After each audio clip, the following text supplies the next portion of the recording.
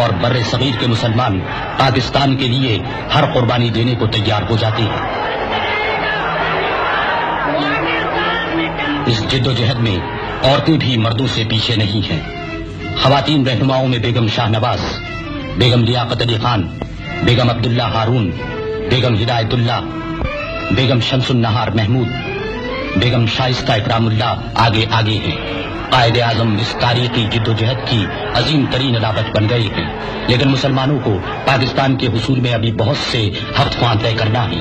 ہندو کسی صورت میں بر صغیر کی تقسیم کو گوارا کرنے پر تیار نہیں۔ وہ اپنی اکثریت کے زون میں ہیں اور پورے بر صغیر کو اپنی اور صرف اپنی میراث سمجھتے ہیں۔ یہ ستمبر 1944 ہے۔ ایک معقولیت پسند کانگریسی رہنما راج گوپالاچاری مسلمانوں کے حق خود اختیاری کی حمایت کر چکے ہیں۔ اسی بنا پر گفتگو شروع ہوتی ہے۔ گاندھی جی متحدہ ہندوستان پر اڑ گئے ہیں اور قائد اعظم پاکستان کے مطالبے پر جمے رہتے ہیں۔ ہندوؤں اور مسلمانوں کے راستے واضح طور پر الگ الگ ہو چکے ہیں۔ وائسرائے شملے میں رہنماؤں کی کانفرنس طلب کرتا ہے۔ پنڈت نہرو ہر حالت میں کانگریس کے مسلک کی ذمہ داری کرنے آئے ہیں۔ ماسٹر تارا سنگھ سکھوں کے نمائندے ہیں اور قائد اعظم یہ عزم لے کر آئے ہیں کہ پاکستان کا اصول منوائے بغیر کوئی سمجھوتا نہیں کریں گے۔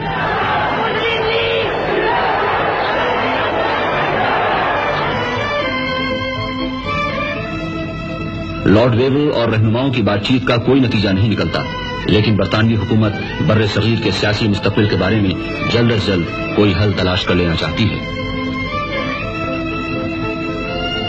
چنانچہ ویول عام انتخابات کا اعلان کرتا ہے اور لیگی رہنما مسلم رائے عامہ کو پاکستان کے لیے ہموار کرنے نکل کھڑے ہوتے ہیں۔ ان میں چودھری خلیق الزماں اور نواب اسماعیل خان، چندری گر اور یوسف ہارون، سردار اورنگزیب، سردار نشتر اور تمام دوسرے لیگی رہنما شامل ہیں۔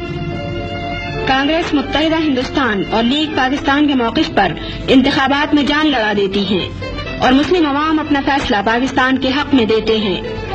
مرکزی اسمبلی کی ساری مسلم نشستیں لیگ نے جیت لی ہیں۔ انتخابات میں یہ ثابت کر دیا ہے کہ پاکستان بر صغیر کے مسلمانوں کا متفقہ مطالبہ ہے۔ اب انگریزوں کے خلاف راست اقدام کا وقت آ گیا ہے اور 16 اگست 1946 کو سارے بر صغیر میں مسلمان مظاہرے کرتے ہیں اور انگریزوں کے دیے ہوئے خطابات واپس کر دیے جاتے ہیں۔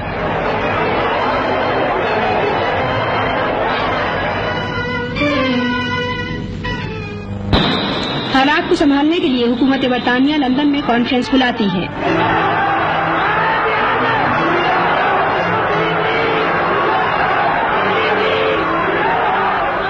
وائسرائے اور لیگی اور کانگریسی رہنما لندن پہنچتے ہیں۔ لندن میں مقیم مسلمان قائد اعظم کا شاندار استقبال کرتے ہیں۔ I am on my mission and I can tell you nothing about the present. That's all I can say. Thank you.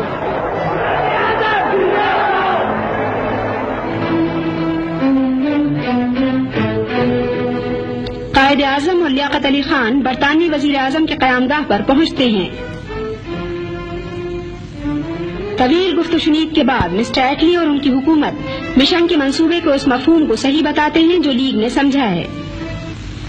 I am very happy that I am at this function and already I have had the opportunity of meeting some friends and I might yet find more friends, but you give me no time to do anything else. Congress mister Attlee کا فیصلہ مان لیتی ہے مگر پھر پلٹ جاتی ہے۔ سارے بر صغیر میں حصول پاکستان کی جد و جہد بہت زیادہ زور پکڑ لیتی ہے۔ سن 47 کے آغاز میں پنجاب کی یونینسٹ اور سرحد کی کانگریسی وزارتوں کے خلاف جو عوام کی مرضی کے بغیر ان پر مسلط ہیں، مسلم لیگ سول نافرمانی کی تحریکیں شروع کر دیتی ہے۔ لاہور، پشاور اور دوسرے مقامات پر لوگ سر سے کفن باندھ کر نکل آئے ہیں۔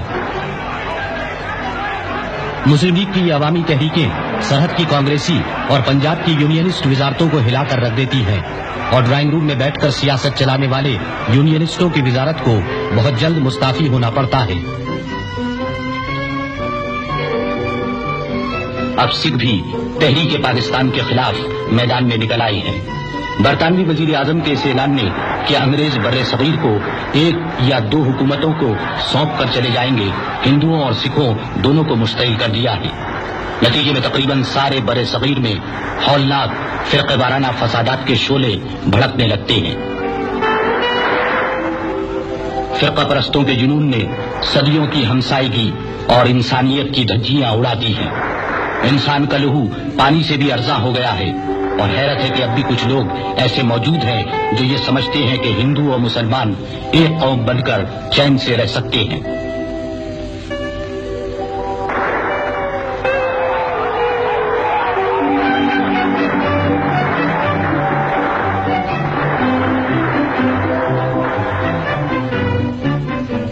مارچ 1947 میں لارڈ ماؤنٹ بیٹن وائسرائے بن کر آتا ہے۔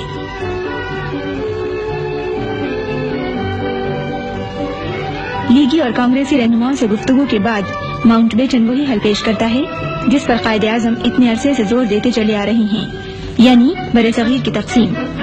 قائد اعظم برصغیر کی وہ تقسیم چاہتے ہیں جس کا لیگ نے سن 46 میں مطالبہ کیا تھا، لیکن کانگریس 1 انچ زمین کے لیے لڑتی ہے اور انگریزوں کی جانبداری اور جلد بازی ہندوؤں کو فائدہ پہنچاتی ہے۔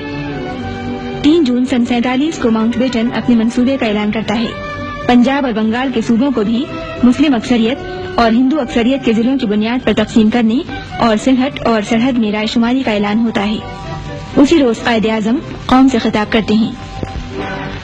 We must remember that we have to take momentous decisions and handle grave issues facing us in the solution of the complex political problem of this great subcontinent inhabited by 400 million people.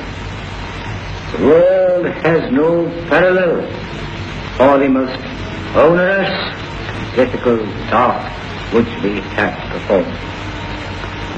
I pray to God that this critical moment He may guide us and enable us to discharge our responsibility in a wise and statesmanlike manner.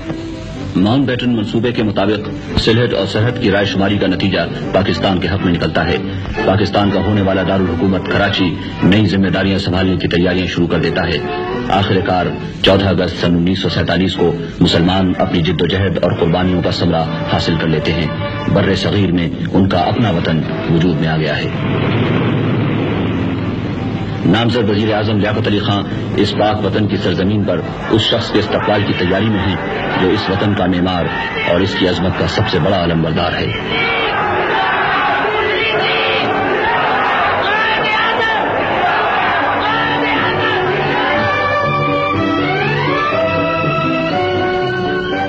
Quaid Azam Pakistan کے سربراہ مملکت کا عہدہ سنبھالتے ہیں۔ لیاقت علی خان وزارت عظمیٰ کا حلف اٹھاتے ہیں اور ان کے بعد دوسرے وزراء کی باری ہے۔